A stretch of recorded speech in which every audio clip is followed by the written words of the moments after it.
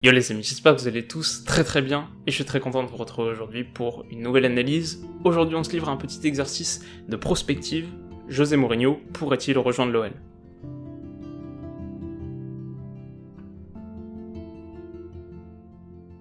Alors pour commencer, on peut dire que les conditions basiques et grossières sont réunies. En fin de contrat cet été, Bruno Genesio est beaucoup plus proche d'une sortie honorable que d'une prolongation éventuelle. Ça n'a pas toujours été le cas. Pas plus tard qu'il y a quelques mois, Aulas lui a proposé une extension qu'il a refusée. C'était une période d'intersaison assez difficile, avec une saison qu'à moitié réussie, des supporters véhéments, des déboires en dehors des terrains. On sentait un coach lassé, combatif, c'est quelque chose qu'on peut pas lui enlever. Il a une vraie force de caractère, mais lassé quand même. Alors depuis, pas mal de choses ont évolué. Une victoire à l'Etihad, la qualification pour les huitièmes de finale de Champions League sans concéder la moindre défaite, un franc succès contre l'OM, 2 derbys remportés. Les supporters n'ont pas forcément changé leur fusil d'épaule et cette sensation de sous-performance, notamment en Ligue 1 et surtout au regard du potentiel individuel de l'OL, est toujours là, mais Genesio a retrouvé des forces et le plaisir de son métier. Pour lui c'est clair, il veut prolonger. Le truc c'est qu'en face, maintenant, Aulas se braque et pour un président qui a toujours défendu son coach, ses dernières sorties laissent présager une fin de cycle. Cet été, Lyon aura un nouvel entraîneur, c'est une quasi-certitude. De l'autre côté de l'équation maintenant, on a un Mourinho dont la cote a rarement, sinon jamais, été aussi basse. Et alors, on connaît trop bien la culture de l'instant du monde footballistique pour se lancer dans des jugements hâtifs, mais c'est pas exagéré de dire que son bail à Manchester United a été un échec probant, et le succès actuel de Solskjaer abonde dans ce sens. Plus largement encore, je dirais que le divorce consommé entre Mourinho et les cadres d'United a été tellement publicisé et on peut le dire assez mal géré par Mourinho lui-même qui a beaucoup trop déballé dans la presse notamment. Tout ça a fait tellement de bruit que aujourd'hui sa cote de popularité auprès d'un dirigeant potentiel, mais même auprès des joueurs eux-mêmes, est significativement érodée. Alors demain, quel grand club voudra de Mourinho ? Eh ben, il y en a deux qui reviennent régulièrement, c'est le Real, mais vu l'influence de Ramos, qui a éteint la piste comptée de son seul fait, et qui est en froid avec le portugais, j'ai quand même beaucoup de mal à y croire, et l'arrivée de Pochettino par exemple me semble beaucoup plus probable. Et puis l'Inter, ça pourquoi pas, Spalletti n'est pas l'idole de San Siro, c'est le moins qu'on puisse dire, alors que Mourinho, après son triplé de 2010, est un héros là-bas, je trouve ça pas irréaliste. Mais une fois qu'on a passé ça, le truc c'est qu'on tombe tout de suite dans l'extrêmement spéculatif. Alors on a la Chine en guise de retraite anticipée, la sélection portugaise, mais ça semble quand même un peu tôt, les Wolves peut-être dans un deal made in Jorge Mendes, il y a vraiment peu de pistes qui s'imposent et en même temps on l'imagine mal rester très longtemps inactif. Ok, alors tout ça c'est très bien, admettons, mais pourquoi Lyon ? La première chose, c'est qu'à la manière d'un Carlo Ancelotti après son échec au Bayern, Mourinho a besoin d'un rebond. Alors bien sûr la situation de l'OL est pas exactement celle de Naples, Ancelotti est italien, donc il y avait une passerelle claire, le club sortait aussi d'une immense saison en Serie A à 91 points, il y avait des arguments pour attirer un calibre, mais le truc c'est que aujourd'hui, Lyon aussi commence à se faire un petit nom.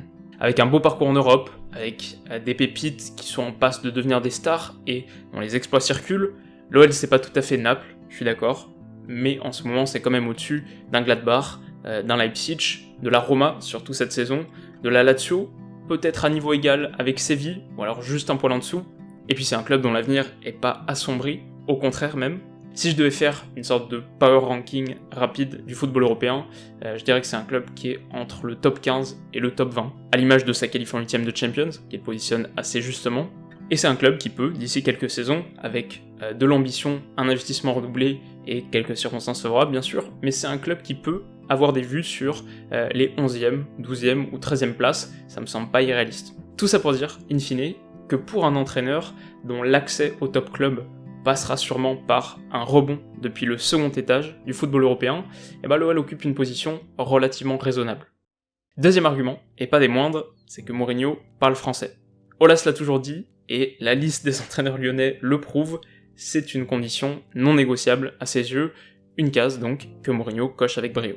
Et alors j'ai beau avoir poussé les recherches, je pourrais pas vous dire pourquoi il parle français, mais simplement qu'il est un polyglotte assez remarquable, puisqu'il maîtrise l'anglais, le portugais, l'espagnol, l'italien, le français donc, et le catalan, un vestige de ses débuts au Barça, ça force le respect. Ok, troisième argument ensuite, c'est que celui qui s'autoproclame Special One est un adepte du positionnement seul contre tous. C'est une rhétorique qu'il déploie à l'envi et qui n'est pas sans rappeler celle d'un certain président. Victimisation, manipulation. Comme Olas, Mourinho est un expert des manœuvres psychologiques. Et à Lyon, il pourrait trouver un défi à sa hauteur, ok, mais surtout à son goût.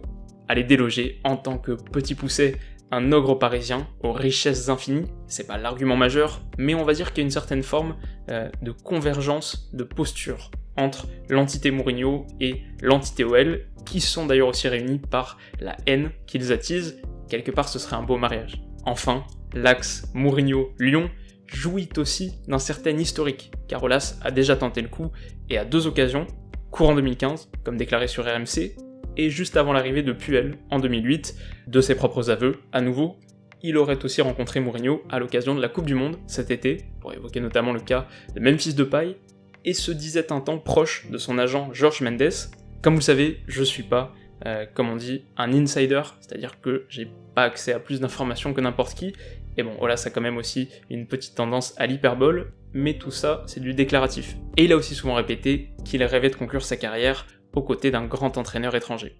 Alors voilà, si dans une certaine mesure, on peut imaginer ce scénario, je suis pas dupe pour autant, et il y a quand même pas mal de barrières. Celle du salaire, déjà, qui sera forcément conséquente, le faible goût de Mourinho pour le développement de jeunes joueurs, alors que c'est quand même là-dessus que se base une bonne partie du business model de l'OL, et puis la très faible attractivité d'une Ligue 1 dépourvue de course au titre. Voilà, si Mourinho regarde cette vidéo, et vu qu'il parle français, on sait jamais, toutes ces argumentations le font peut-être bien rire. Mais voilà, en gros je trouvais l'exercice de projection intéressant, et puis il y a des choses à dire sur le sujet, clairement. Si ça vous a plu, n'hésitez pas à mettre un petit like, un petit pouce bleu, qui, comme vous le savez, m'aide vraiment. Et puis 2 questions pour terminer, où est-ce que vous voyez Mourinho continuer sa carrière, et qui sera l'entraîneur de l'OL l'année prochaine? Voilà, faites-moi savoir tout ça dans les commentaires, et de notre côté, on se retrouve très très vite, dès demain, je pense, pour une nouvelle analyse. Alors d'ici là, comme d'habitude, prenez soin de vous, et à bientôt. Bisous.